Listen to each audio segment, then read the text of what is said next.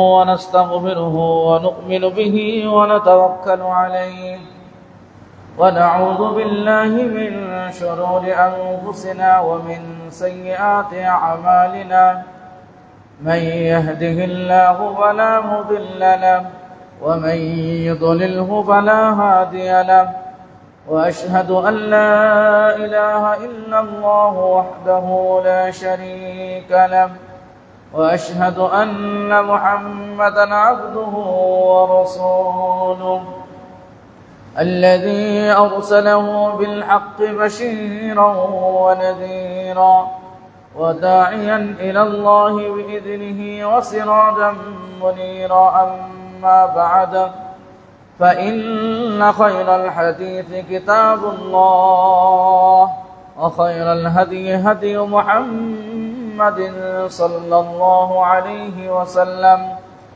وشر الأمور محدثاتها وكل محدثة بدعة وكل بدعة ضلالة وكل ضلالة في النار فقد قال الله تعالى في كلامه المجيد وفرقانه الحميد أعوذ بالله من الشيطان الرجيم بسم الله الرحمن الرحيم يا أيها الذين آمنوا اتقوا الله حق تقاته ولا تموتن إلا وأنتم مسلمون وقد قال الله تعالى في موضع آخر أعوذ بالله من الشيطان الرجيم يا أيها الذين آمنوا اتقوا الله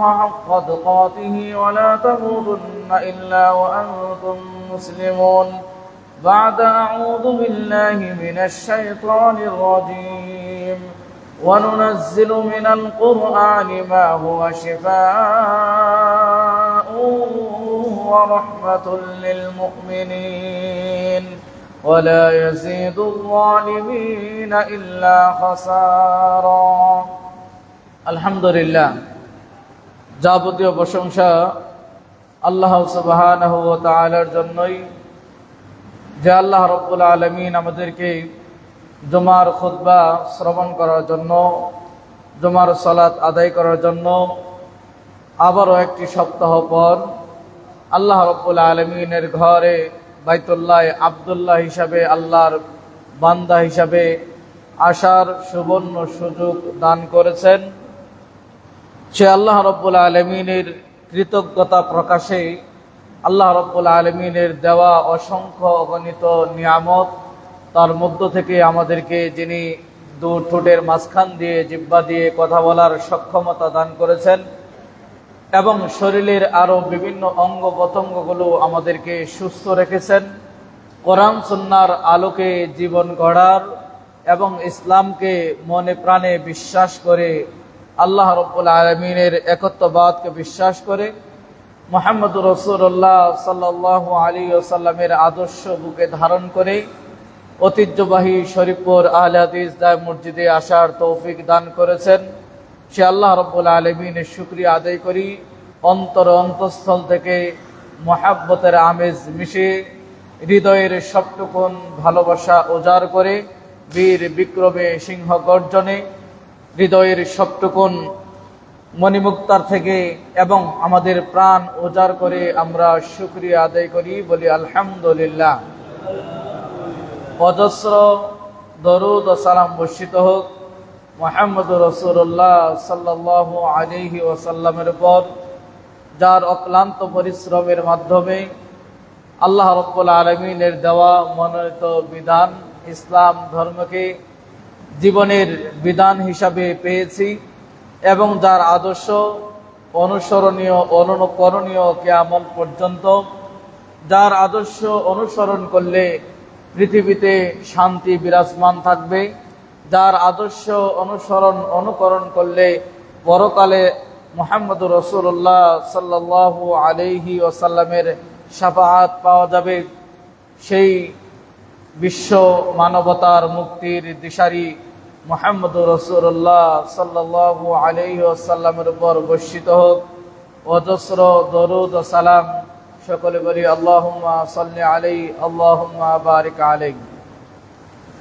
অতঃপর দূর দূরান্ত থেকে পায়ে হেঁটে, যানবাহনে ও কাছে থেকে পর্দার আড়ালে মা ও বোনেরা, সমাবেত সম্মানিত মুসল্লিবৃন্দ, আজকের জুমায় যে বিষয়টি আপনাদের সামনে আলোকপাত করতে চাই, যে বিষয়টি অত্র এলাকায় বিভিন্ন সময় প্রশ্নের সম্মুখীন হয়ে থাকি এবং বিভিন্ন সময় এই সমস্যায় আপনারাও জড়িত হয়ে থাকেন এবং এই সমস্যাগুলোর সমাধান আল্লাহ রাব্বুল আলামিন কোরআনে এবং হাদিসে দিয়েছেন।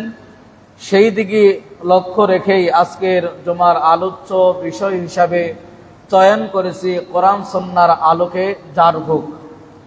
কেননা এই জারবুক বিষয়ে আমরা অনেক জিজ্ঞাসিত হই, অনেকেই আমাদের কাছে এই বিষয়গুলো জানার জন্য আসেন এবং অনেকেই এই জারবুক নেওয়ার জন্য বৈধ পন্থা বাদ দিয়ে অবৈধ পন্থায় আমরা সেগুলো গ্রহণ করে থাকি এবং যেগুলোর মাধ্যমে আল্লাহ রাব্বুল আলামিন আরোগ্য শিফা দান করবেন, সেগুলো থেকে বিরত থেকে বরং অবৈধ পন্থায়, হারাম পন্থায়, শিরকি পদ্ধতিতে এবং বিদআতি পন্থায় আমরা অনেক সময় এই জারবুক গ্রহণ করি। ফলেতে যেটি হয়, আরোগ্য লাভের চাইতে অনেক সময় বিপরীত হয় এবং সবচাইতে বড় যে ক্ষতিটা আমাদের হয় সেটি হচ্ছে আমাদের ঈমানের ক্ষতি, আমলের ক্ষতি। তো সেই দিক লক্ষ্য রেখে আজকের জুমার আলোচ্য বিষয় হচ্ছে কোরআন সুন্নাহর আলোকে জারবুক। প্রথমত, এই কোরআন সুন্নাহর আলোকে জারবুকের বিষয়টা বৈধ কিনা।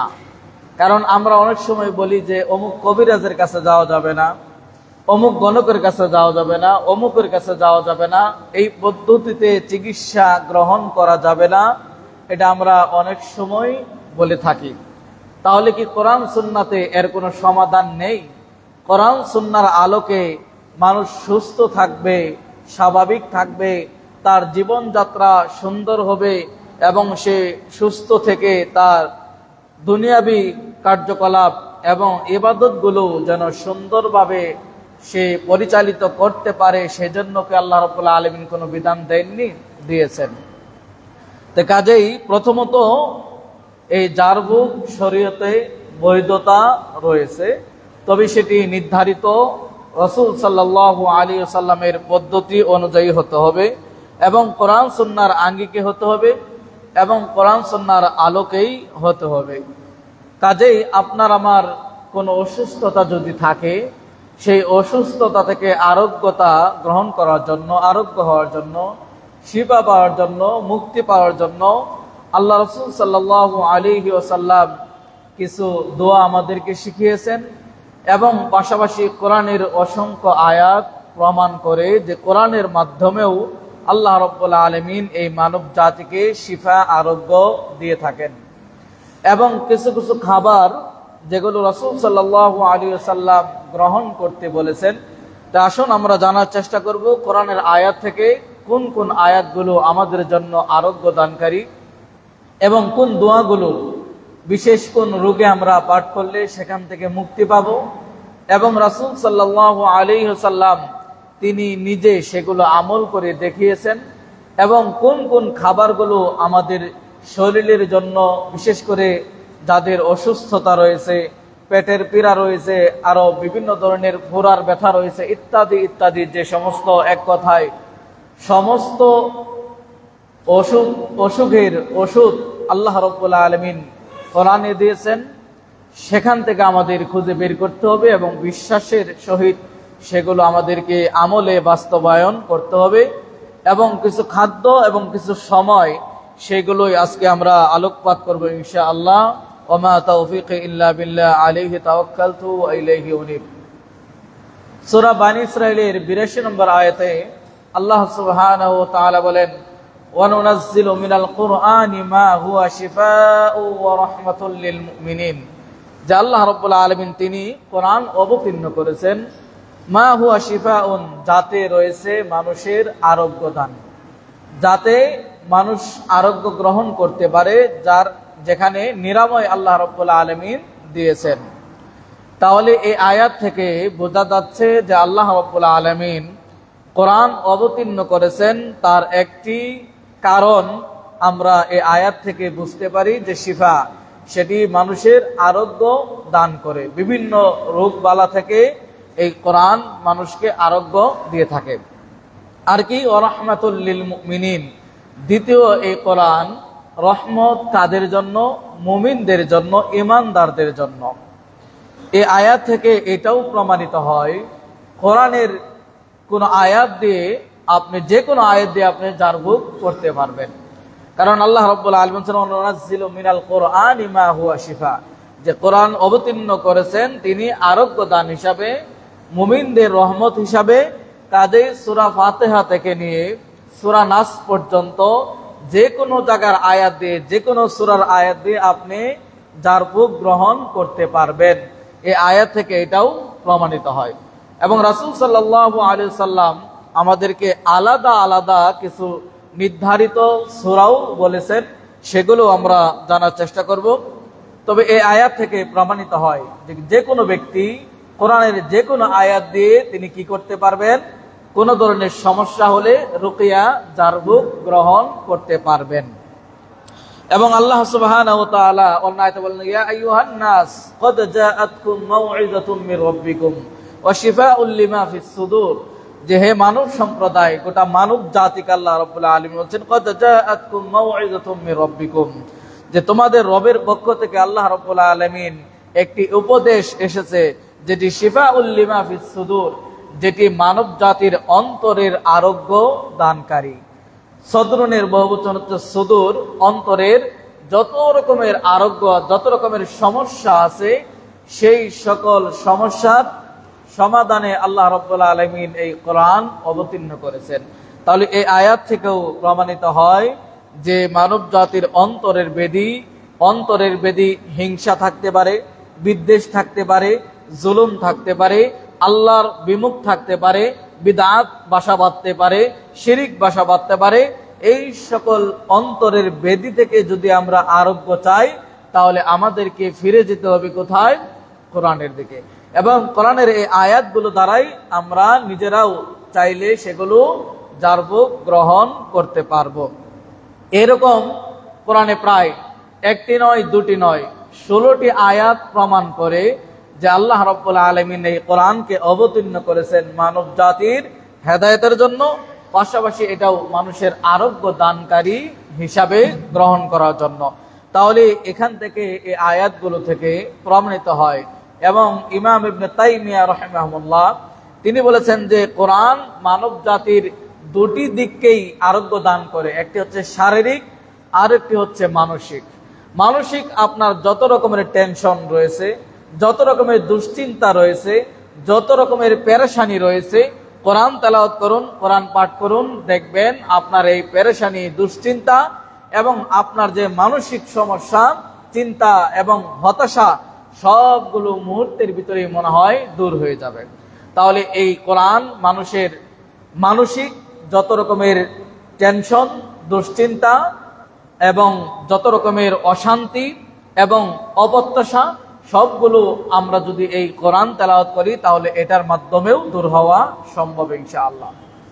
দ্বিতীয় হচ্ছে শারীরিক যদি কোনো সমস্যা থাকে, কোনো অঙ্গে ব্যথা থাকতে পারে, কোনো জায়গায় ফোড়া হতে পারে, কোনো জায়গায় ঘা হতে পারে, কোনো জায়গায় কেটে যেতে পারে, কোনো ধরনের বিভিন্ন ধরনের অসুখ বালা মুসিবত আপনার আমার শরীরে থাকতে পারে, এই আয়াতের মাধ্যমে সূরা ফাতিহা থেকে সূরা নাস পর্যন্ত যে কোনো আয়াত দিয়ে, সূরা বানী ইসরাঈলের এই 82 নম্বর আয়াত প্রমাণ করে যে কোনো আয়াত দিয়ে আপনি জারবুক করতে পারেন এবং গ্রহণ করতে পারেন।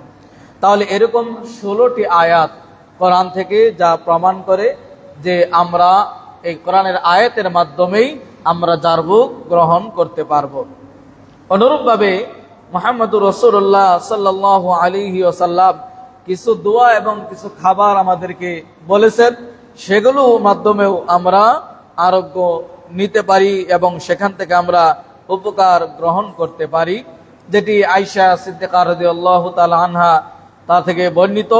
তিনি বলেন আল্লাহ রাসূল সাল্লাল্লাহু আলাইহি ওয়াসাল্লামের কোথাও তিনি ব্যথা পেলে ব্যথার জায়গাগুলোতে রাসূল সাল্লাল্লাহু আলাইহি সাল্লাম এই দোয়া পাঠ করতেন, বিসমিল্লাহি তুরবাতু আরদিনা বিরিকাতি বাদিনা ওয়া ইয়াশফি সাকিমুনা বিইذনি রাব্বিনা।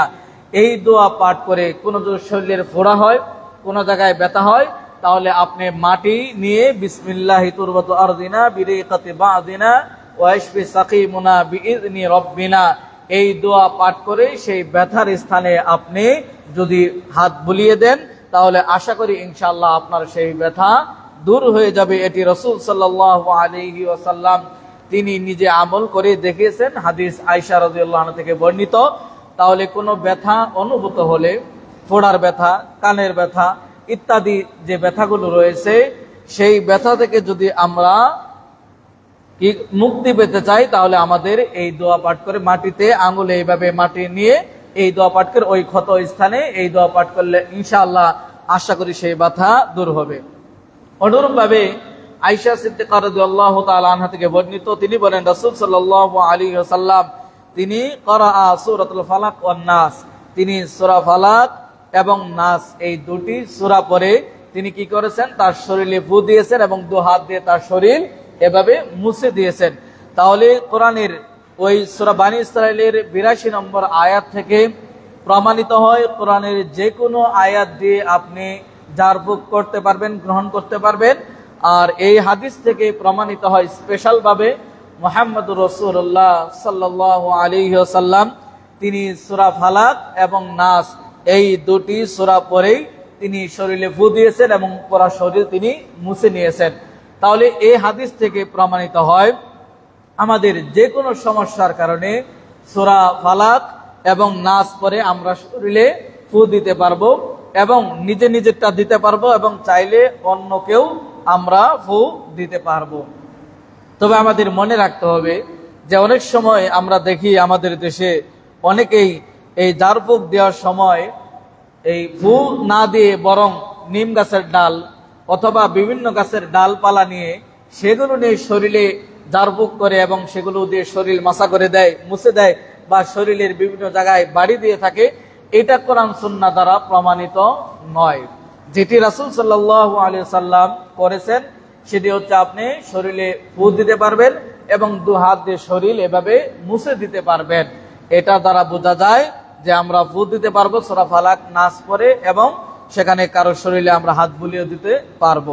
তবে আমাদের দেশের নিম পাতা এবং বিভিন্ন খেজুরের ডাল দিয়ে বিভিন্ন সময় বিভিন্ন গাছের পদ্ধতিতে সেভাবে জারফুক করা হয়, যেটি কোরআন সুন্নাহ দ্বারা প্রমাণিত নয়। কাজে আমাদের সেদিকে যাওয়ার কোনো সুযোগ নেই। আমরা যেটি করার চেষ্টা করব সেটি হচ্ছে কোরআন এবং সুন্নাহর আলোকে অন্যান্য ইবাদতগুলো যেরকম আমরা একটু যাচাই বাছাই করে নেই যে এটি কোরআন সুন্নাতে প্রমাণিত কিনা, রাসূল সাল্লাল্লাহু আলাইহি ওয়াসাল্লাম এর দ্বারা কোনো তার নির্দেশন আছে কিনা, তার আদেশ এবং নিষেধ এই দুটিকে আমাদের সামনে রেখেই সমস্ত কাজ করতে হবে। তদরূপ এই জারফুকের ক্ষেত্রেও অবশ্যই আমাদের এটিও লক্ষণীয় বিষয় যে আমরা যেগুলো কোরআন এবং সুন্নাতে বর্ণিত হয়েছে এবং পদ্ধতিও বর্ণিত হয়েছে এবং মুহাম্মদুর রাসূলুল্লাহ সাল্লাল্লাহু আলাইহি ওয়াসাল্লাম তিনি বাস্তব জীবনে তা আমল করে এই গোটা বিশ্ববাসীর জন্য আদর্শ হিসাবে রেখে গেছেন, সেই আদর্শ সেই পদ্ধতি আমাদের গ্রহণ করতে হবে, অন্যথায় না হলে বিপদ ঘটার সম্ভাবনা রয়েছে। অনুরূপভাবে উসমান বিন সাবিত রাদিয়াল্লাহু থেকে বর্ণিত, তিনি বলেন যে তিনি একবার ব্যথা অনুভূত করলেন, তিনি একবার ব্যথা পেলেন। আল্লাহ রাসূল সাল্লাল্লাহু আলাইহি সাল্লামের কাছে গিয়ে তিনি বললেন যে আল্লাহ রাসূল সাল্লাল্লাহু আলাইহি সাল্লাম আমার অমুক জায়গায় আমি ব্যথা অনুভব করতেছি। রাসূল সাল্লাল্লাহু আলাইহি ওয়াসাল্লাম তাকে একটি দোয়া শিখিয়ে দিলেন যে যে জায়গায় তোমার ব্যথা হচ্ছে তুমি ৩ বার বিসমিল্লাহ পড়ো এবং সে জায়গায় হাত রেখে আউযু বিল্লাহি বিইজ্জাতিল্লাহি ওয়া কুদরাতিহি মিন শাররি মা আজিদু ওয়া মুহাদিরু এই দোয়াটা তুমি ৭ বার পাঠ করবে। তাহলে উসমান বিন সাবিত রাদিয়াল্লাহু থেকে বর্ণিত, তিনি বলছেন যে আমি ব্যথা অনুভূত হলো, রাসূলের কাছে গিয়ে বললাম এবং রাসূল সাল্লাল্লাহু আলাইহি ওয়াসাল্লাম আমাকে একটি দোয়া শিখিয়ে দিলেন যে ব্যথার স্থানে ৩ বার তুমি হাত রেখে বিসমিল্লাহ বলবে ৩ বার এরপরে বিসমিল্লাহ আউযু বিল্লাহি বিইজ্জাতিল্লাহি ওয়া কুদরাতিহি মিন শাররি মা আজিদু ওয়া মা উহাদিরু, এই দোয়া 7 বার পাঠ করবে। ওই ক্ষত স্থানে হাত বুলিয়ে দেবে, এর মাধ্যমেও ব্যথা দূরীভূত হবে। তাহলে আজকের আলোচনা হচ্ছে, যারা কবিরাজি করে, যারা গোপন ভাবে ঝাড়ফুঁক করে, মনে হয় অনেক কিছু বলে, হ্যাঁ বলে, তারা যারা কোরআন সুন্নাহ দিয়ে ঝাড়ফুঁক করে না। এই জন্য বিসমিল্লাহ আপনি আস্তে বলেন আর জোরে বলেন, ঝাড়ফুঁকের ক্ষেত্রে এটা কার্যকরী। কিন্তু অন্য দোয়াগুলো আপনি বিসমিল্লাহ জোরে বলে, আস্তে জোরে বলে, আর বাকি অন্যগুলো দোয়া কি পড়ে সেগুলো কিন্তু আমরা কোনো কবিরাজের কাছ থেকে শুনতে পারি না। দেখবেন মনে মনে অনেকগুলো মন্ত্র পাঠ করতেছে, অনেকগুলো কি যেন বলতেছে, এরপর ঝাড়ফুঁক দিচ্ছে।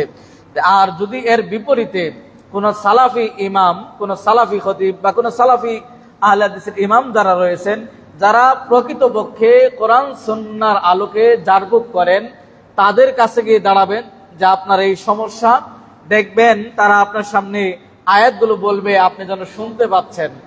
কারণ ঝাড়ফুঁকের আয়াতগুলো রাসূল সাল্লাল্লাহু আলাইহি ওয়াসাল্লাম এগুলো দিয়ে ঝাড়ফুঁক করেছেন এবং করতে বলেছেন, এর বাইরে যাওয়ার সুযোগ তো আমাদের নেই। কাজেই হ্যাঁ, আপনি সুযোগ কোরআনের যে কোনো আয়াত দিয়ে পড়তে পারেন, কিন্তু সেটা কোরআনের আয়াত হতে হবে, অথবা হাদিসে প্রমাণিত এই ধরনের কোন দোয়া হতে হবে। কাজেই এই দুটিকে সামনে রেখেই আমাদের ঝাড়ফুঁক বিষয়ে সতর্ক থাকা দরকার। আমরা দেখি আমাদের দেশে, আমাদের সমাজে দেখবেন, আপনাদের সমাজেও দেখবেন যে অনেক মানুষ এই ঝাড়ফুঁক গ্রহণ করতে গিয়ে তার ঈমান পর্যন্ত হারিয়ে ফেলায়। এবং এই সুস্থতা পাওয়ার জন্য যিনি সুস্থতা দিতে পারেন, যিনি অসুস্থতা দিলেন তিনি তো সুস্থতা দিতে পারেন। ওয়াইদা মারিতু ফাহুয়া ইয়াশফিন, ইব্রাহিম আলাইহিস সালাতু সালাম তিনি বলেছিলেন যে আমি যখন অসুস্থ হই তিনি আমাকে সুস্থতা দান করেন। কাজেই সবকিছু আল্লাহ রাব্বুল আলামিন সৃষ্টি করেছেন। কাজেই যিনি সৃষ্টিকর্তা তার কাছেই আপনাকে আমাকে চাইতে হবে। তিনি একমাত্র আরোগ্য দিতে পারেন, তিনি একমাত্র প্রাণা দিতে পারেন, আশ্রয় দিতে পারেন। অতএব আপনার আমার উচিত হবে সেই মহান আল্লাহ রাব্বুল আলামিনের কাছেই চাওয়া। আমাদের দেশে বিভিন্ন রোগবালা অনেক সময় আমরা অনুভব করি, এবং সেক্ষেত্রে কোরআন সুন্নাহর সঠিক জ্ঞান না থাকার কারণে বা সমাজে সেগুলো আমরা ভালোভাবে প্রচার প্রসার না করার কারণে, অথবা এটাকে একটা ব্যবসায়িক পণ্য হিসাবে গ্রহণ করে মানুষদেরকে, সাধারণ মানুষদেরকে আমরা জিম্মি করে রেখেছি যে অসুখ হলে ঝাড়ফুঁক দিতে হবে, তাবিজ দিতে হবে, এই নিয়ম 40 দিন এটা করতে হবে, ওইটা করতে হবে, বিভিন্ন নিয়ম নিজে তৈরি করে একটা ব্যবসার পথকে আমরা খুলে রেখেছি। যার কারণে আজকে সাধারণ মানুষ কোরআন সুন্নাহর যে বৈধ ঝাড়ফুঁক এবং কোরআন আপনাকে আরোগ্য দিতে পারে, এবং রাসূল সাল্লাল্লাহু আলাইহি ওয়াসাল্লামের বিভিন্ন যে দোয়া তিনি আমাদের জন্য রেখে গেছেন, সেই দোয়াগুলোর মাধ্যমেও আমরা ঝাড়ফুঁক গ্রহণ করতে পারি, সেগুলো থেকে আমরা কিন্তু অনেকেই অনেক দূরে। তো এই বিষয়কে কেন্দ্র করে আরোগ্য হওয়ার জন্য কোনো রোগ থেকে যেটা বেশি আমরা গ্রহণ করি, আপনাদের আমাদের সমাজে যেটা মানুষ বেশি গ্রহণ করে, এবং মা বোনেরা আলোচনা শুনছেন, মা বোনেরাও যেটি সবচেয়ে বেশি দ্রুত গ্রহণ করে তা হচ্ছে তাবিজের আশ্রয় গ্রহণ করে, তা হচ্ছে তাবিজ এটাকে গ্রহণ করে। এবং বিভিন্ন কবিরাজ এবং বিভিন্ন মাজারগুলোতে এই ধরনের রমরমা একটা ব্যবসা, মা বোনদের মন নরম হওয়ার কারণে তারা বিভিন্নভাবে এদেরকে বুঝিয়ে এমন এমন তাবিজ এবং এমন এমন কিছু ওজিফা এবং এমন কিছু পদ্ধতি আপনাকে দিবে যেটা আপনি করতে বাধ্য। আর একবার যদি আপনি তাবিজে আসক্ত হয়ে যান, একবার যদি আপনার বিশ্বাস হয়ে যায় অমুক কবিরাজের কাছে গেলে আমি মুক্ত হই, আরোগ্য পাই, সুস্থ থাকি, ভালো লাগে, মনে হয় আমি সুস্থ হয়ে গেছি, আর তাবিজটা থাকলে মনে হয় যে আপনি অনেক কিছু থেকে নিরাপদ, এই রোগে যারা একবার আক্রান্ত হয়েছে এরা সহজে ভালো হতে পারে না, এরা সহজে এই তাবিজ থেকে বের হতে পারে না, এরা সহজে ওই কবিরাজ বাড়ি থেকে বের হতে পারে না, এরা সহজে ওই মাজার থেকে বের হতে পারে না, এরা সহজে মানুষের দেওয়া বিভ্রান্তকর এবং জিনদের দেওয়া বিভিন্ন দোয়া ওজিফা, বিভিন্ন মন্ত্র এবং তন্ত্র, এখান থেকে রোগী বের হতে পারে না, এবং কবিরাজও বের হতে পারে না।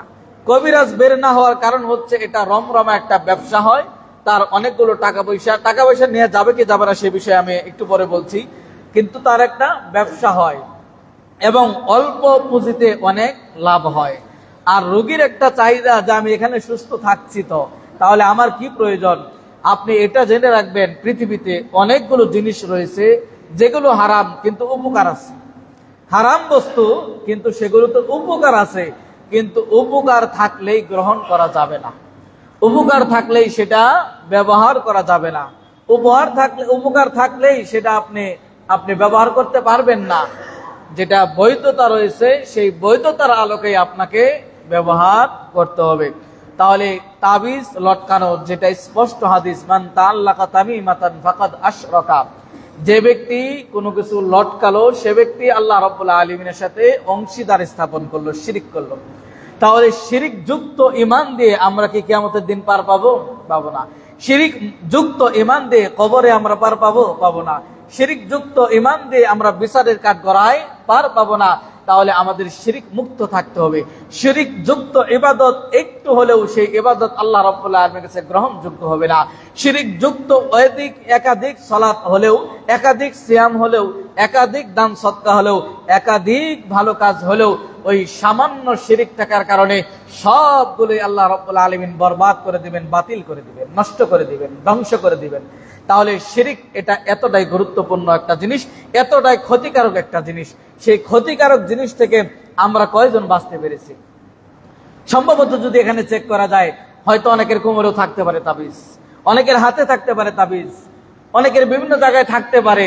চেক করলে হয়তো অনেকে মা বোনদের কাছেও পাওয়া যেতে পারে, অনেক বাচ্চাদের গলায় দেখবেন ঝোলানো থাকতে পারে। কিন্তু এই আলোচনাগুলো শোনার পরেও যদি গলায় ঝোলানো থাকে, হাতে লটকানো থাকে, কোমরে বাঁধা থাকে, বিভিন্ন জায়গায় থাকে, তাহলে আল্লাহ রাসূল সাল্লাল্লাহু আলাইহি ওয়াসাল্লামের প্রায় 1500 বছর পূর্বের যে কথা, এই কথা আজও আপনার যোগ্য, গ্রহণযোগ্য। তাহলে আপনি শিরকে লিপ্ত আছেন। তাহলে কোন ধরনের কোনো কিছু লটকানো, ঝোলানো, এটাই হচ্ছে শিরকের অন্তর্ভুক্ত। যদি কোনো গাছের রস এবং কোনো গাছ প্রমাণিত হয় সেই গাছের রস খেলে আপনি মুক্তি পাবেন এবং সেখানে উপকার আছে, তাহলে সেটা আপনি খেতে পারবেন। আবারও বলছি, কোনো গাছ যদি প্রমাণিত হয় যে আপনি শরীরে এইভাবে লাগিয়ে দিলে, লটকানো ঝোলানোটাই হচ্ছে শিরক। ভালো করে বুঝবেন, লটকানো ঝোলানো, সেটার তাবিজ হোক, গাছ হোক, বিভিন্ন গাছের ছাল হোক, যা আছে সেটা ইমাম সাহেব দেখ, খতিব সাহেব দেখ, পীর সাহেব দেখ, কবিরাজ দেখ, আহলে হাদিসের ইমাম দেখ, মাদানিরা দেখ, যেই দেখ, কোনো কিছু লটকানো ঝোলানো উপকার প্রমাণিত হওয়ার পরেও কোনো কিছু লটকানো ঝোলানো সবই হচ্ছে শিরকের অন্তর্ভুক্ত। যদি কোনো গাছের প্রমাণিত হয় উপকার রয়েছে তার রস সেবনে, তাহলে সে গাছের রস আপনি খেতে পারবেন, কিন্তু ওই গাছ লটকানো ঝোলানো যাবে না। কাজে যারা এই পদ্ধতি দিচ্ছেন এবং যারা নিচ্ছেন, সাবধান হন, সতর্ক হন।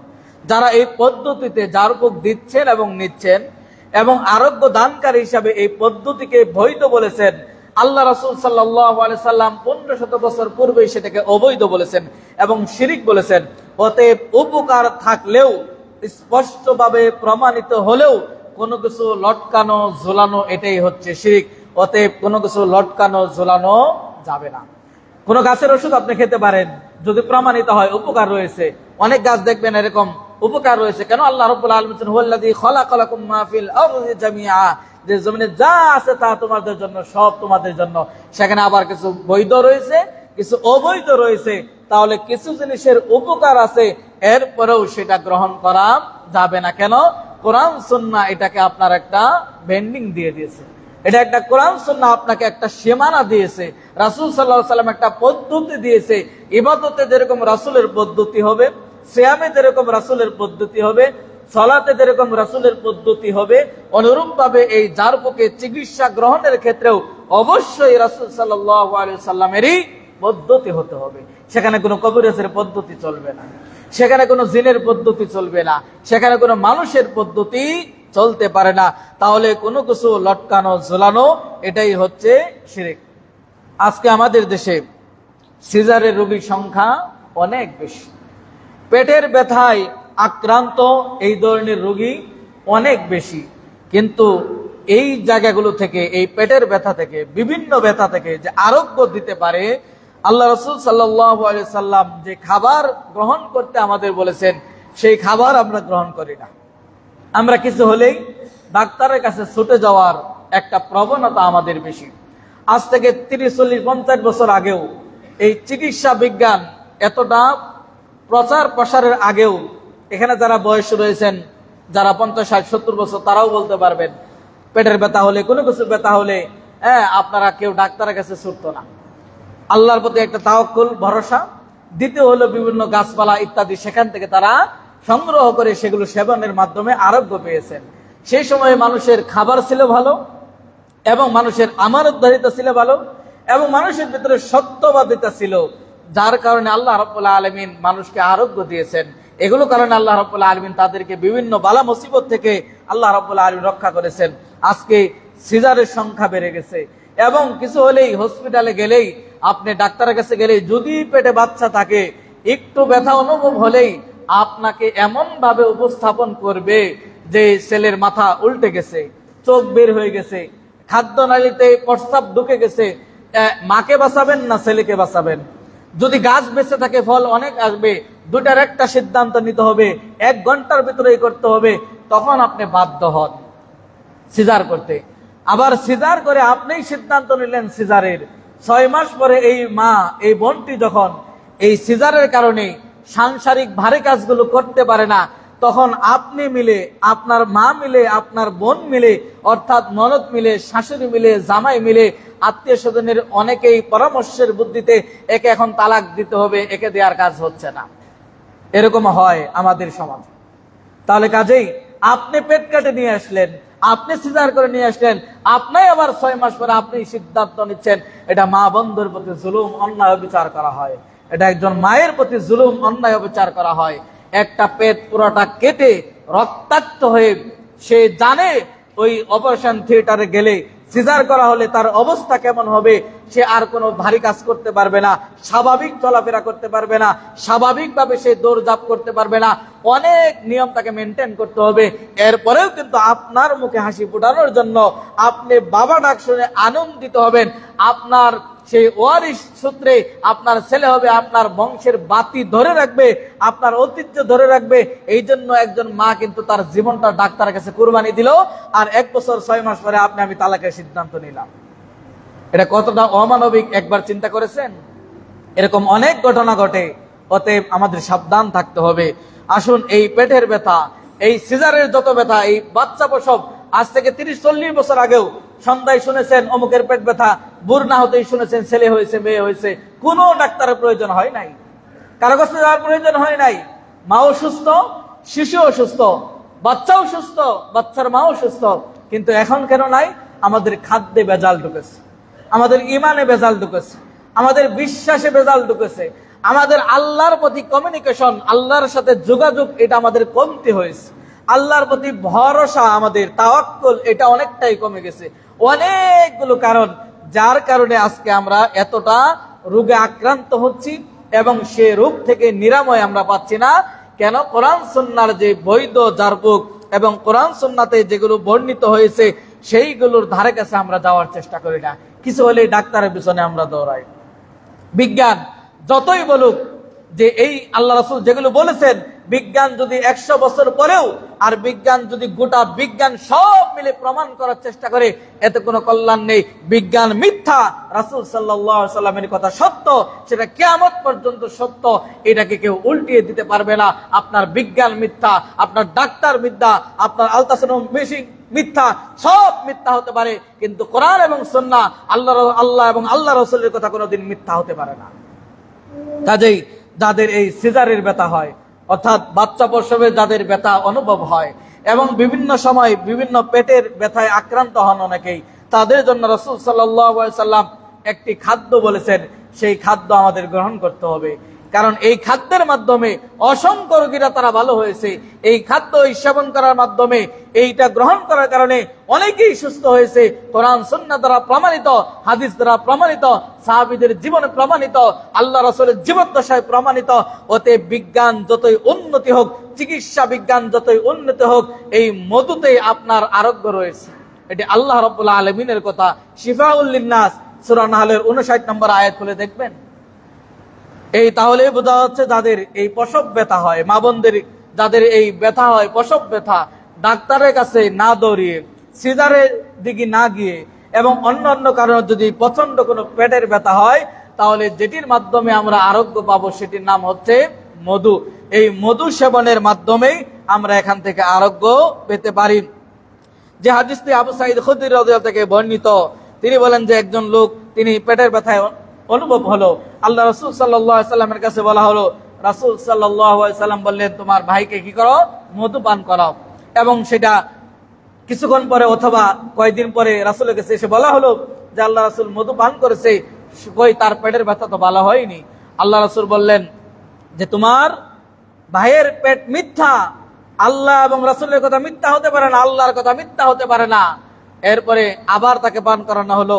আবার ওই লোকটি ফিরে এসে বললেন, রাসূল তার পেটের ব্যথা তো ভালো হলো না। আল্লাহ রাসূল আবারও বললেন, তোমার ভাইয়ের পেট মিথ্যা। এভাবে একবার, দুইবার, তিনবার তাকে মধু পান করানো হলো। এরপরও তার পেটের ব্যথা ভালো হলো না। আল্লাহ রাসূল সাল্লাল্লাহু আলাইহি ওয়াসাল্লাম বললেন, তোমার ভাইয়ের পেটই হচ্ছে মিথ্যা। অর্থাৎ সে এই বিষয়টাকে হয়তো সেইভাবে সে বিশ্বাস করে নাই। আল্লাহ রাসূল সাল্লাল্লাহু আলাইহি ওয়াসাল্লাম আবার বললেন, আবার দাও। চতুর্থবার যখন এই কথা বলে পাঠালেন যে আবার তাকে পান করাও, এবং তোমার ভাইয়ের পেট হচ্ছে মিথ্যা, আল্লাহর কথা হচ্ছে সত্য। এরপরে ওই লোকটি আরোগ্য বলো। তাহলে এই দ্বারা প্রমাণিত হয়, এই হাদিস দ্বারা প্রমাণিত হয় যে মধুর ভিতরে আরোগ্য রয়েছে। মধুতে আপনার যত রকমের ব্যথা, পেটের ব্যথা, কারণ এই পেট থেকেই অনেকগুলো আপনার অসুখের উৎপত্তি হয়। তাই এই পেটকে যদি ভালো রাখতে চান, তাহলে আমাদের উচিত হবে মধু পান করা। হাদিসটি বুখারী এবং মুসলিমের, এতে কোনো সন্দেহ নেই। তাহলে মধু, বিজ্ঞান ডাক্তার আপনাকে যতই বলুক মধু খাওয়া যাবে না, মধুতে কোনো কল্যাণ নেই, আল্লাহ রাসূল বলেছে কল্যাণ অবশ্যই রয়েছে। আল্লাহ রাব্বুল আলামিন বলেছে শিফাউল লিন্নাস, গোটা মানব জাতির জন্য আরোগ্য। এই মধু বিষয়ে একটি সূরাই রয়েছে, সূরাতুন নাহল। সেখানে আপনি দেখবেন ওই সূরাগুলো খুলে, কিন্তু আমাদের কোরআনের সাথে সম্পর্ক নাই। যার কারণে যেগুলো রাসূল বলেছেন, যেগুলোর মাধ্যমে আমরা সহজেই কোনো প্রকার এফেক্ট ছাড়াই আমরা আরোগ্য হব, সেগুলোতে আমরা যেতে চাই না। আপনি এক জায়গায় অপারেশন করছেন, 10 মাস পরে দেখবেন আরেক জায়গায় আরেক ব্যথা শুরু হয়েছে। আবার আরেকটা ওষুধ খেয়েছেন, ইনফেকশন হয়েছে, আরেক জায়গায় দেখবেন ভুলে গেছে। কিন্তু কোরআন এবং হাদিসে বর্ণিত যেগুলো, সেগুলো কোনো এফেক্ট নাই, কিন্তু সেগুলোতে আমরা যেতে চাই না। শুধু তাই নয়, এই মধু খাওয়ার উত্তম সময়টা আপনাদেরকে বলে দেই। মধু যে কোনো মুহূর্তে খেতে পারেন, নিষেধ নেই, তবে এর একটা উত্তম সময় রয়েছে। সেই উত্তম সময়ে আমাদের মধু খাওয়ার দরকার। উত্তম সময়টা হচ্ছে আসরের পরে। আসরের পরে উত্তম সময়, এই সময়ে আপনারা মধু খাওয়ার চেষ্টা করবেন। এ বিষয়ে আল্লাহ রাসূল সাল্লাল্লাহু আলাইহি ওয়াসাল্লাম হাদিস থেকে প্রমাণিত, যেটা আমরা জানি অনেকেই, যে এই মধু বিষয়ে আল্লাহ রাসূল সাল্লাল্লাহু আলাইহি ওয়াসাল্লাম সূরা তাহরিম, এটা আল্লাহ রাব্বুল আলামিন অবতীর্ণ করেন আল্লাহ রাসূল সাল্লাল্লাহু আলাইহি ওয়াসাল্লামের একটি ঘটনাকে কেন্দ্র করে। ঘটনাটি কি? আল্লাহ রাসূল সাল্লাল্লাহু আলাইহি ওয়াসাল্লামের একাধিক স্ত্রী থাকার কারণে তিনি আসরের পরে প্রত্যেকটা স্ত্রীর ঘরে যেতেন, খোঁজ খবর নিতেন, ভালো মন্দ জিজ্ঞাসা করতেন। জয়নব বিন জাহাশ, তার ঘরে রাসূল সাল্লাল্লাহু আলাইহি ওয়াসাল্লাম কি করতেন? মধু পান করতেন। এই বিষয়টা আয়েশা রাদিয়াল্লাহু আনহা এবং হাফসা রাদিয়াল্লাহু আনহা, তিনারা বিষয়টা বুঝতে পারলেন। এবং এটা হাফসার মাথায় ছিল না, আয়েশা রাদিয়াল্লাহু আনহার মাথায় আসলো। যে কেন? যে আল্লাহ রাসূল সাল্লাল্লাহু আলাইহি ওয়াসাল্লামকে তারা কোনো কিছু ডাইরেক্ট নিষেধ করতে পারতেন না, কারণ নবী জানে যে 7 আসমান থেকে কোনো বিধান নাজিল হয়ে গেলে তখন সমস্যা আছে। এজন্য ডাইরেক্ট কোনো কিছু রাসূলকে তার স্ত্রীরা বলতেন না, ঘুরিয়ে পেঁচিয়ে বলার চেষ্টা করতেন। এমন একটি ঘটনা, আল্লাহ রাসূল সাল্লাল্লাহু আলাইহি ওয়াসাল্লাম তিনি যখন এই জয়নব বিনতে জাহাশ তার ঘরে মধু পান করতেন, এই বিষয়টা আয়েশা সিদ্দিকা রাদিয়াল্লাহু তাআলা আনহা, যে সকল স্ত্রী আছে কারো কাছে তিনি মধু পান করেন না, কেন জয়নবের ঘরে মধু পান করেন? তাই হাফসাকে তিনি শিখিয়ে দিলেন যে আল্লাহ রাসূল যখন জয়নবের ঘর থেকে মধু পান করে আসবে, তখন তুমি বলবে যে আল্লাহ রাসূল আপনার মুখ থেকে মাগাফির ফলের গন্ধ বের হচ্ছে।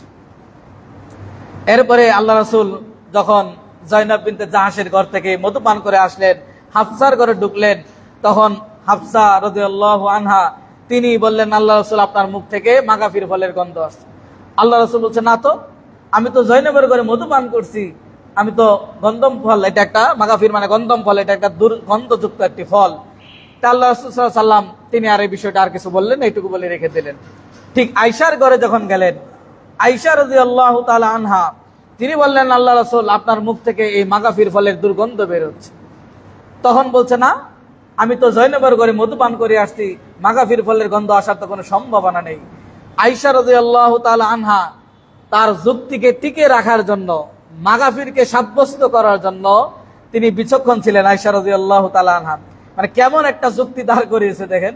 বলছে, আল্লাহ রাসূল মাগাফির আপনি পান করেন নাই ঠিক আছে, মধু পান করছেন ঠিক আছে, কিন্তু যে ফল থেকে মধু সংগ্রহ করছে মৌমাছি, এই মৌমাছি হয়তো ওই মাগাফির ফলে বসেছিল। কত বড় যুক্তি, যে আপনি মাগাফির ফল পান করেন নাই ঠিক আছে, কিন্তু যে মৌমাছি মধু সংগ্রহ করছে ওই মৌমাছি হয়তো মাগাফির ফলে বসেছিল, যার কারণে এই দুই গন্ধ। তা রাসূল সাল্লাল্লাহু আলাইহি সাল্লাম সাদামাটা মানুষ, একেবারে পুত পবিত্র মানুষ, তিনি আর ডানাভাবে কোনো আমাদের মতো তো এত অন্তরে পেশ নাই, ডান বাম না দেখেই তিনি বলেন, ঠিক আছে আমি আর মধু পান করবো না। আল্লাহ রাব্বুল আলামিন সাত আসমান থেকে কোরআন সেই সূরা তাহরিম আল্লাহ রাব্বুল আলামিন অবতীর্ণ করে দিলেন, ইয়া আইয়ুহান নাবিয়্যু লিমা তুহাররিমু মা হাল্লাল্লাহু লাক তাবতাগি মারদাতা আজওয়াজিক, হে নবী কেন তুমি ওটাকে হারাম করলে যেটা আমি হালাল করেছি? কারণ মধু পান করা কি ছিল? হালাল। আল্লাহ রাব্বুল আলামিন বৈধ করে দিয়েছেন, শিফা বলা হয়েছে।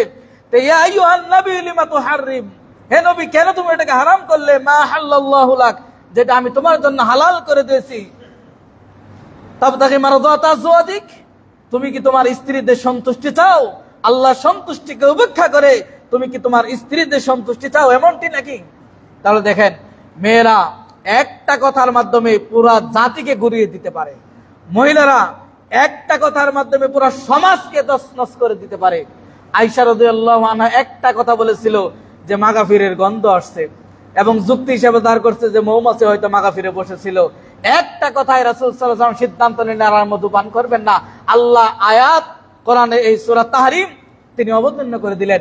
তাহলে আপনার একই বালিশে আপনার স্ত্রী শুয়ে থাকে, একই জায়গায় আমি বসবাস করেন, একই জায়গায় আপনি বছরকে বছর বসবাস করছেন, তাদের কোনো কথা শোনা মাত্রই কোনো সিদ্ধান্ত নেওয়া যাবে না।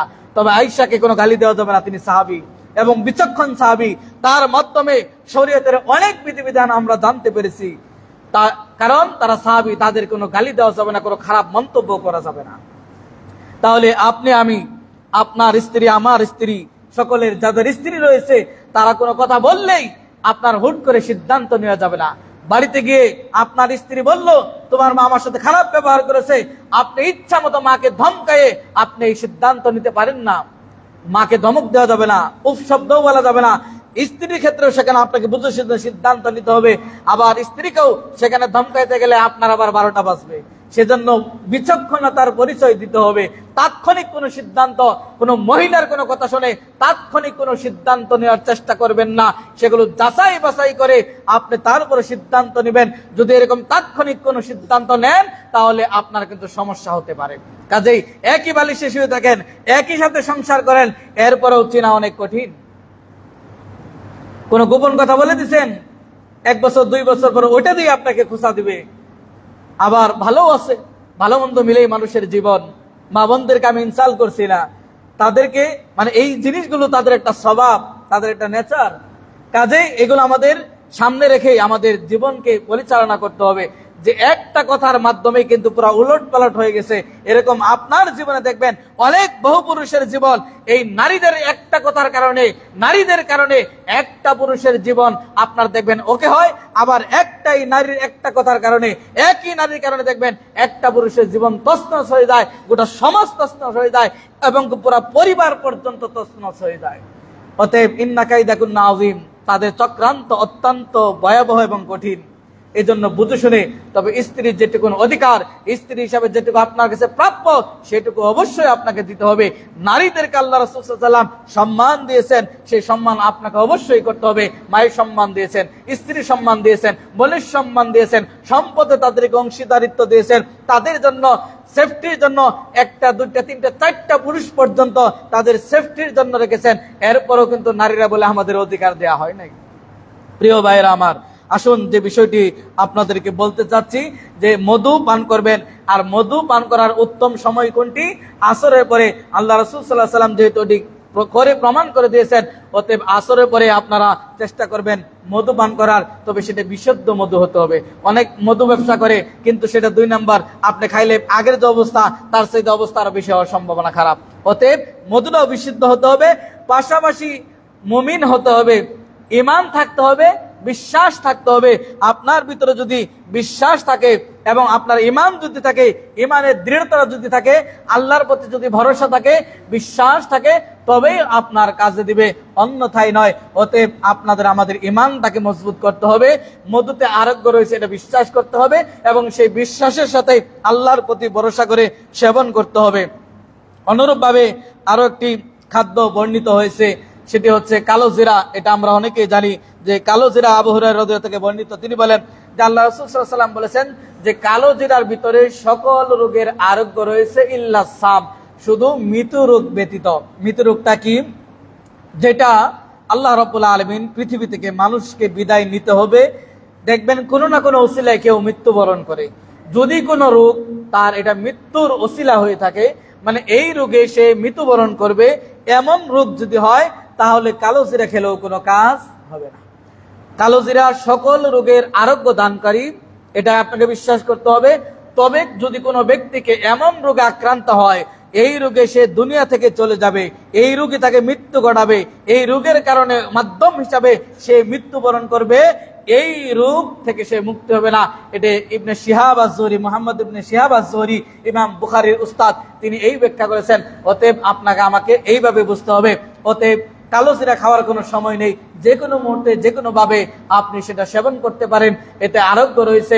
এই জন্য আমাদের উচিত যে ভাতের সাথে বা যে কোনো মুহূর্তে আপনি কালো জিরা খেতে পারেন, এটা আরোগ্য দানকারী। কারণ মৃত্যুরোগ ছাড়া, মৃত্যুরোগ মানে যে রোগে আপনি মারা যাবেন, ওই রোগ ছাড়া যদি অন্য কোনো রোগ হয় তাহলে ভালো হবে ইনশাআল্লাহ।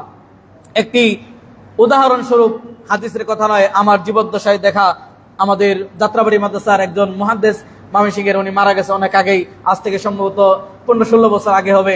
তিনি বলছেন এই হাদিস আমি যেদিন থেকে পড়েছি যে কালো জিরা এতটাই ক্ষমতা যে যে কোনো রোগ থেকে সে মুক্তি দিতে পারে। এরপর থেকে তিনি নিয়মিত পান করতেন, খেতেন, ভাতের সাথে পাউডার করে মিশিয়ে খেতেন। এবং ওনাকে আমি দেখেছি নিজস্ব চোখে, প্রচন্ড ঠান্ডায় আমরা যুবক মানুষ গোসল করতে ভয় পাচ্ছি, পানি ঠান্ডা শীতের সময়, উনি দিব্যি গোসল করতেছেন। কারণ হিসাবে বলছেন যে হয়তো আল্লাহ রাব্বুল আলামিন আমাকে এটা আরোগ্য দিয়েছেন। বৃদ্ধ মানুষ, মুহাদ্দিস মানুষ, অনেক জ্ঞানী মানুষ তিনি। তাহলে বিশ্বাস রাখতে হবে হাদিসের প্রতি, আমল করতে হবে, ঈমান থাকতে হবে, তবেই আমাদের কাছে দিবে, অন্যথায় নয়। আসুন, জার বুক দিয়ে টাকা পয়সা নেওয়া যাবে কিনা? কোরআন সুন্নাহর আলোকে জার বুক করলে টাকা পয়সা অনেকেই নেয়, এই নেওয়াটাকে অনেকেই নেগেটিভ ভাবে দেখি, অনেকেই পজিটিভ ভাবে দেখি, অনেকে এটাকে একটা ব্যবসায়িক পণ্য হিসাবে, ব্যবসার একটা মাধ্যম হিসাবে গ্রহণ করি। তবে এটাকে ব্যবসার মাধ্যম হিসাবে গ্রহণ করা যাবে না। আপনি ব্যবসা খুলে নেবেন, দোকান খুলে নেবেন, অনলাইনে বিজ্ঞপ্তি দিবেন এবং রমরমা ব্যবসা করবেন, এমন তো যেন না হয়। তবে জার বুক দিয়ে আপনি টাকা নিতে পারবেন এবং নেওয়াটাও জরুরি কোনো কোনো ক্ষেত্রে। জার বুক দিয়ে আপনি টাকা নিতে পারবেন, হাদিস হচ্ছে বুখারীর। জার বুক দিয়ে টাকা গ্রহণ করা যাবে, তবে সেই জার বুক বৈধ জার বুক হতে হবে, বৈধভাবে জার বুক হতে হবে। যার প্রমাণে বুখারীর হাদিস যে আল্লাহ রাসূল সাল্লাল্লাহু আলাইহি ওয়াসাল্লাম একদল সাহাবীদেরকে এক জায়গায় পাঠালেন, সেখানে সে একটি কওমের কাছে গেল, সেখানে যাওয়ার পরে তাদের মেহমানদারি করা হলো না, তারা সেই জায়গা থেকে সরে অন্য জায়গায় চলে গেল। তাদের ওই গ্রামের যে সর্দার, সেই সর্দারকে সাপে দংশন করলো। এরপরে তারা এই সাহাবীদের এই দলের নিকটে আসলো, এসে বললো যে আমাদের সর্দারকে সাপে দংশন করেছে, এখান থেকে তোমরা মুক্তি দিতে পারবে কিনা? তখন সাহাবীদের মধ্য থেকে বললেন যে হ্যাঁ, মুক্তি দিতে পারবো, আমরা জারপুক করতে পারবো, তবে আমাদেরকে কিছু দিতে হবে। কারণ আমরা তোমাদের কাছে গেছিলাম, তোমরা কোনো মেহমানদারি আমাদেরকে করো নাই, এমনি বিদায় করে দিয়েছ।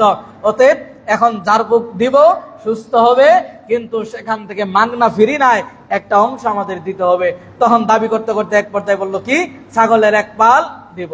এক পাল কতগুলো, সেগুলো অন্য হাদিস দ্বারা প্রমাণিত হয়। আমাদের দেশে এক পাল বলতে 10টা 12টা হলেই মানুষ বলে রাস্তা দিয়ে অমুকে ছাগলের পাল নিয়ে যাচ্ছে। আরব দেশে এই 10টা 12টায় এক পাল বলা হতো না। অন্য হাদিস দ্বারা বোঝা যায় এই এক পাল সমপরিমাণ কত, অন্য হাদিস দ্বারা প্রমাণিত হয় এক পাল মানে 30টা ছাগল। তিনি কন্টাক্ট হলো, এরপরে গেলেন, গিয়ে সূরা ফাতিহা দিয়ে তিনি মুখে থুতু জমা করলেন এবং সূরা ফাতিহা পাঠ করলেন। এবং তার হাদিসে উল্লেখ নেই তার ক্ষত স্থানে লাগিয়েছেন না পুরা শরীরে লাগিয়েছেন। এক কথায় আপনি যেখানে লাগাতে পারেন তাকে লাগানো হলো, সে সুস্থ হলো। এবং এক পর্যায়ে ছাগল নিবে কি নিবে না এইরকম হতে হতে যিনি বলছেন, যিনি ঝাড়ফুঁক করছেন, উনি বলছেন না ছাগল নিয়ে ছাড়বো, নিবই, ছাড় দেব না এদেরকে। এক পর্যায়ে যখন সম্পদ এরকম 30টা ছাগল তিনি ঝাড়ফুঁক করে নিয়ে আসলেন, নিয়ে আসার পরে যেখানে সম্পদ সেখানেই সমস্যা, যেখানে অর্থ বেশি দেখবেন সেই জায়গায় সমস্যা।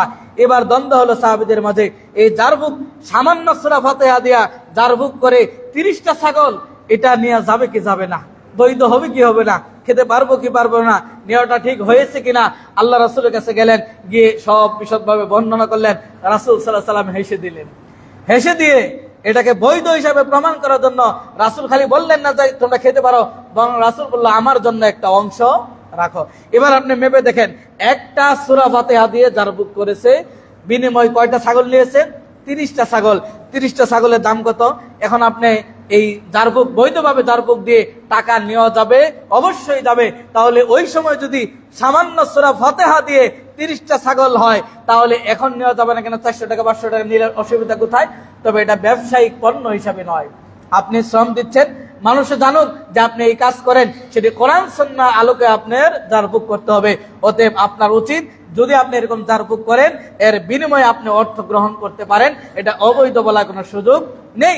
রাসূল সাল্লাল্লাহু আলাইহি সাল্লাম সেখানে বৈধতা বলেছেন, অতএব আপনি আমি অবৈধ বলার কোনো সুযোগ নেই। এবং 30টা ছাগল নিয়েছেন। আর সূরা ফালাক নাস আপনি বলতে পারেন আমার ক্যান্সার, আমার ডায়াবেটিস, আমার দাঁতে ব্যথা, আমার অমুক অমুক অসুস্থ, বিশাল বড় বড় অসুস্থ, এই সূরা ফালাক নাস দিয়ে ঝাড়ফুঁক করলে কি হবে? সূরা ফালাক নাস ছোট্ট হতে পারে, কিন্তু এর ক্ষমতা অনেক বেশি। আয়াতুল কুরসি কতটুকু লম্বা, কিন্তু এর ক্ষমতা অনেক। এই জন্য আয়াতুল কুরসি আপনি ওখানে কি বলছেন? আল্লাহু লা ইলাহা ইল্লা হুয়াল হাইয়ুল কাইয়ুম। আপনি ঝাড়ফুঁকের মাধ্যমে যে দোয়াগুলো পাঠ করেন, প্রত্যেকটা দোয়া দেখবেন ইন্ডিকেট করে যে আল্লাহর বড়ত্ব, মহত্ব, ক্ষমতা। আল্লাহ এক, আল্লাহু লা ইলাহা ইল্লা হুয়াল হাইয়ুল কাইয়ুম। এমন সত্তার কাছে আমি আরোগ্য চাচ্ছি যিনি চিরঞ্জীব, যিনি মৃত্যুবরণ করবে না। লা তাখুযুহু সিনাতু ওয়ালা নাওম, ঘুম এবং ত্রন্দা যাকে কি করতে পারে না, স্পর্শ করতে পারে না। ইন্নাল্লাহা আলা কুল্লি শাইইন কাদির, তিনি সকল কিছুর উপর ক্ষমতাবান। অতএব আপনার আমার উচিত, কারণ প্রত্যেকটা দোয়াই কিন্তু আল্লাহর বড়ত্ব, মহত্ব, একত্ববাদ, আল্লাহর ক্ষমতা এগুলো প্রকাশ পায়। আর আপনি যদি বিনয়ী হয়ে আল্লাহর কাছে চাইতে পারেন, তাহলে এর মাধ্যমেই আমরা কি করতে পারবো? আরোগ্য দান করতে পারবো। আজকের খুতবার মূল অংশ যেটি, সেটি হচ্ছে সূরা ফালাক নাস দিয়ে আমরা ঝাড়ফুঁক গ্রহণ করতে পারবো। অন্য বর্ণনায় সূরা ইখলাসের বর্ণনা রয়েছে, অন্য বর্ণনায় সূরা ফাতিহাকে শাফি বলা হয়েছে, কাফি বলা হয়েছে। সূরা ফাতিহা দিয়েই যদি আপনি শুধু ঝাড়ফুঁক করেন, ইনশাআল্লাহ আপনি আরোগ্য পাবেন। এবং সূরা বনী ইসরাঈলের 82 নম্বর আয়াত থেকে প্রমাণিত যে কোরআনের যে কোনো আয়াত দিয়ে, যে কোনো অংশ দিয়ে আপনি ঝাড়ফুঁক করতে পারবেন। তবে সেখানে নিম পাতা, ডাল পাতা ইত্যাদি দিয়ে গায়ে বাড়ি দেওয়ার কোনো বৈধতা নেই। আপনি ঝাড়ফুঁক দিতে পারবেন এবং ঝাড়ফুঁক আপনি গ্রহণ করতে পারবেন, ফুল দিতে পারবেন, থুতু দিতে পারবেন এবং শরীরে স্পর্শ করে দিতে পারবেন, এটি বৈধ রয়েছে। এবং ঝাড়ফুঁকের মাধ্যমে এর বিনিময়ে আপনি নিতে পারবেন। অনেক সময় আমরা মনে করি মুয়াজ্জিন সাহেব 5 ওয়াক্ত আযান দেয়, এর বেতন 10-12 হাজার 15 হাজার টাকা হয় কি করে? এরকম মনোভাব আমাদের অনেকে থাকে না? আমি তো মনে করি 1000 টাকা দিয়ে 1 মাস আযান দেয়, এটা তাকে অপমান করা, বরং 10-12-15 হাজার টাকা হওয়া দরকার। এবং ইমামতি, খুতবা ইত্যাদি অনেকে আমরা বড় বড় কথা বলি যে 1 ঘন্টা আলোচনা করে 15,000 টাকা 20,000 টাকা নিয়ে চলে যায়, এটা তো অস্বাভাবিক। এই 1 ঘন্টা আলোচনা করার জন্য তাকে দেখেন 6 ঘন্টা জার্নি করতে হচ্ছে। 1 ঘন্টা আলোচনা করার জন্য তাকে একটা প্রিপারেশন নিতে হচ্ছে। 1 ঘন্টা আলোচনা করার জন্য আপনার জায়গায় যেতে 6 ঘন্টা, আসতে 6 ঘন্টা, 12 ঘন্টা, 1 দিন 2 দিন চলে যায়, গাড়িতে দাঁড়িয়ে সিট পায় না, অনেক কষ্ট করে। এগুলো আমাদের পরিলক্ষিত হয় না। হয় কি, ইমাম সাহেব, মুয়াজ্জিন এরা এত বেতন নিয়ে চলে যাবে, এটা হতে পারে না। হ্যাঁ, আমরা তো অনেক খাবার দেই, আমরা তো অনেক বেতন দেই, উনি দাওয়াতি কাজ করবেন। আপনার ছেলে 3টাই ইংলিশে মাস্টার, আপনার মেয়ে 2টাই ইংলিশ টিচার, আপনার ছেলে মেয়ে ব্যবসা বাণিজ্য, কই আপনার দাওয়াতি কাজের প্রয়োজন নাই? আপনার ছেলে মেয়েদেরকে কোরআন হাদিস শিখিয়ে নামাই দেন মাঠে। তখন আপনি বলবেন 8,000 10,000 টাকার মূল্য আর বাংলাদেশ বর্তমানের দ্রব্য মূল্য মিলিয়ে দেখবেন, কাজে এটা আমাদের উচিত। মসজিদের খাদেম সবাই হতে পারে না। আব্দুল মুত্তালেব সেই মক্কার তখন কাবাঘরের খাদেম হবে, এটা অনেকেই নিয়ে টানাটানি, টানা আসরা, ধাক্কা ধাক্কি তো সব জায়গায় আছে। সব জায়গায় একজন এসে মুসল্লি, উনি বলছে মুয়াজ্জিন সাহেব পরিষ্কার হয় নাই, ওই এখানে মহিলাকে, ওইখানে মহিলাকে। মুয়াজ্জিন 3 বছর চাকরি করে বুঝতে পারে না সভাপতিকে, সেক্রেটারিকে, কারণ বাপে বলে, ছেলেও বলে, ছোটরাও বলে, বড়রাও বলে পরিষ্কার নাকে, পরিষ্কার নাকে, এটা এমন কেমন। মুয়াজ্জিন চিনতেই পারে না যে আসল মসজিদের কমিটি কারা। এরকম অনেক জায়গায় হয়। এই যে আমাদের, যদি আপনি এই পত্রাকে, এই আরবি শিক্ষাকে, কোরআন হাদিস শিক্ষাকে ভিক্ষাভিত্তিক শিক্ষা হিসাবে দেশে পরিচালিত করেন এবং এটাকে ওইভাবে প্রমোট করেন, তাহলে আপনার ছেলে মেয়ে তো আপনি শিক্ষা দিবেন না। কারণ আপনি ভাববেন যে এই কোরআন হাদিস শিক্ষা করলে তাকে তো এই ভিখারির পথেই গ্রহণ করতে হবে, এই মাসে 8-10 হাজার টাকা বেতন পাবে। এই শিক্ষা আপনার বেলায় প্রয়োজন নাই, খালি হুজুরদের বেলার দায়িত্ব আর ওয়াজ করতে হবে। আর যত ফতোয়া আলেমদের বিরুদ্ধে আমরা দেই, এটা দেখার দরকার আছে কি? দাওয়াতি কাজ করবেন, খাবার দিচ্ছি, ইত্যাদি ইত্যাদি সুবিধা দিচ্ছি, আর কি প্রয়োজন? 8-10 হাজার টাকা দিয়ে বর্তমানে কয়জনের পরিবার চলে, এটা আপনার কাছে বিচার থাকলো। যদি না চলে, তাহলে ইমাম মুয়াজ্জিনদের বেতন এমন হয় কেন? আপনার ফ্যামিলি কি গতিতে চলে? তাদের মানুষ নেই, তাদের পরিবার নেই। আমি এখানকার কথা বলছি না, গোটা বাংলাদেশের অবস্থা তুলে ধরছি। গোটা বাংলাদেশের চিত্র এটা। আজ থেকে 10-12 বছর ধরে দেখবেন এইরকম চলছে মানুষের জীবন। 8-10 বছর, 8-10 হাজার টাকা বেতন। 8-10 হাজার টাকার বেতন যদি হয়, একটা রাজমিস্ত্রি তার বেতন দিনে 500-600 টাকা, 700 টাকা পর্যন্ত। হ্যাঁ, বলবেন খাবার দেন না, তাহলে ওই লোকের যদি 200 টাকা খাবারে যায়, তারপরে 500 টাকা, তাহলে মাসে 15,000 টাকা। আর ইমাম মুয়াজ্জিন হুজুর, এই কোরআন, আমার মূল টার্গেট হচ্ছে কোরআন শিক্ষা, ইসলামী শিক্ষা। মূল টার্গেট ইমাম মুয়াজ্জিনদের, এদেরকে নয়, মসজিদ নয়, বরং আপনাদের কাছে একটা অবস্থান তুলে ধরা যে কোরআনের শিক্ষা অর্জন করলে, ইসলামী শিক্ষা অর্জন করলে আমরা মনে করি ফকিরি বিদ্যা এটা। এখানে কোনো টাকা পয়সা অর্থ করে নেওয়া যাবে না, দেওয়াও যাবে না, আর এরা কোনো রকম জীবন যাপন করবে। এটা হচ্ছে আপনার আমার মনের অবস্থা। এই মনের অবস্থা যদি এমনটি হতে থাকে, আগামী ভবিষ্যৎ বাংলাদেশ স্কলার মুক্ত হবে, ইসলামী স্কলার মুক্ত হবে। আগামী ভবিষ্যৎ ইসলামের ধারক এবং বাহক এবং কোরআন সুন্নাহর আলোকে সঠিক জ্ঞান অর্জন করা থেকে মানুষ পিছিয়ে পড়বে। আর এই জন্য দায়ী থাকবেন আপনারা, আমরাই, যারা এই ধরনের মনোভাব নিয়ে ঘুরি যে নিজের বেলায় 15,000 টাকা বেতন হবে, নিজের ছেলে 20,000 টাকা কামাই করবে। কিন্তু এই ধরনের দায়িত্ব যারা গ্রহণ করবে, মসজিদ মাদ্রাসা, এটা সবার নসিবে জুটে নাই দায়িত্ব বহন করা। আব্দুল মুত্তালিবকে যখন এরকম করা হলো, মক্কার লোকেরা টানাটানি করা হলো, আল্লাহ রাব্বুল আলামিন স্বপ্নে তাকে দেখালেন যে জমজম কূপের যে ময়লা আবর্জনা আছে, এগুলো পরিষ্কার করো। পরিষ্কার করে এবার লোকেরা জানতে পারলো যে আব্দুল মুত্তালিবকে আল্লাহ স্বপ্নে দেখিয়েছেন, তার মানে এখানে আর কেউ খাদেম হতে পারবে না, তিনি খাদেম হওয়ার যোগ্য।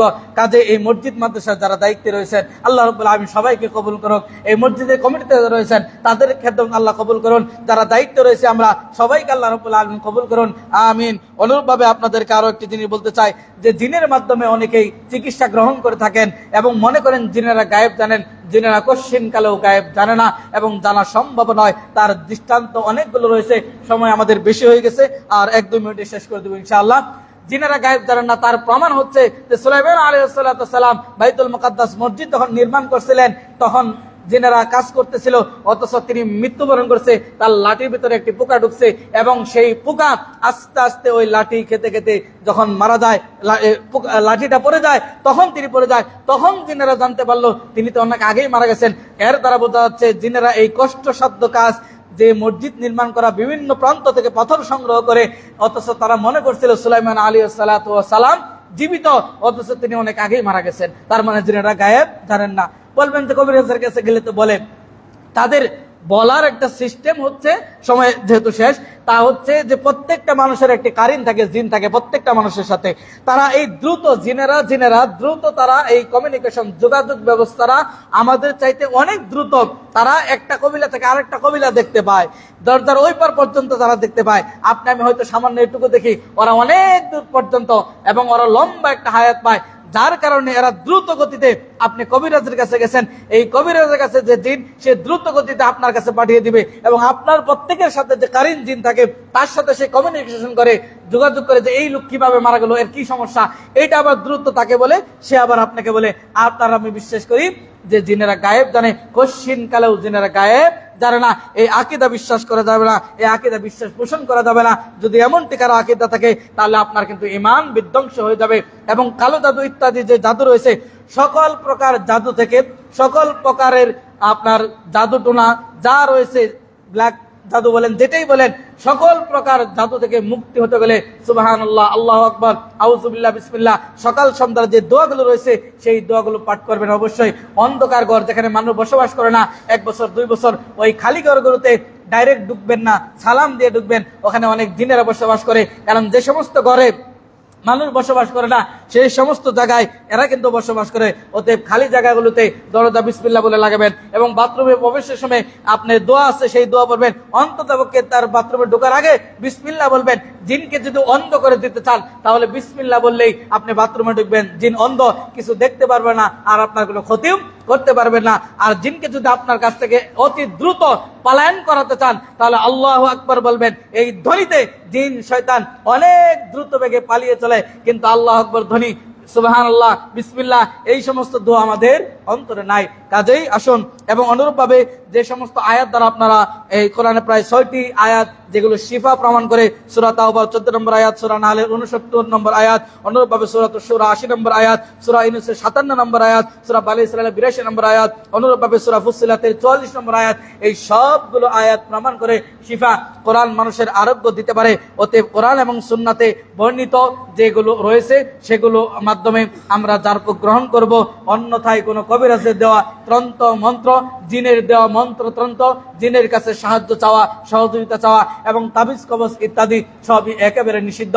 যারা এইরকম রোগে আক্রান্ত, বেশি বেশি কোরআন সুন্নাহর যে জারফুক এবং কোরআনের আয়াত দ্বারা বেশি বেশি জারফুক করার চেষ্টা করবেন। সূরা ফালাক, নাস এবং সূরা ইখলাস, সূরা আয়াতুল কুরসি, অনুরূপভাবে এগুলো আমাদের জারফুকে কাজে আসবে। এবং খাদ্য তালিকা আমাদের মধু রাখা দরকার। অনুরূপভাবে কালোজিরা, এগুলো আরোগ্য দানকারী। আল্লাহ রাব্বুল আলামিন প্রত্যেকটা মুসলিমকে আরোগ্য দান করুক। যারা বেঁচে রয়েছে আল্লাহ রাব্বুল আলামিন সবাইকে সুস্থতা দান করুন, আমিন। আকুলু মা তাসমাউন ওয়া লাকুম ওয়া লিসাইরিল মুসলিমিন ফাস্তাগফিরুহু ইন্নাহু হুয়াল গফুরুর রহিম।